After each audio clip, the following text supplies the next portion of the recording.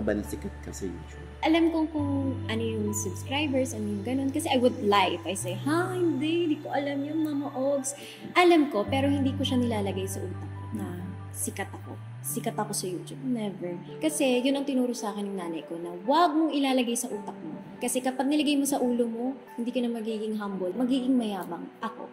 So, that's what my mom taught me. Never put it in your head na, sikat ako may ganito ako. No. So, naging fanatic ka din? Fanatic pa rin ako. So, fanatic ka kasi medyo napaka-genuine nung reaction mo nung mapanood mo si Joshua na bumati sa'yo. So, ibig sabihin, na-research nila kung sino yung mga gusto mong tao. Nakalimutan mo bang Ivana Alawi ka rin? Kahit Joshua Garcia siya.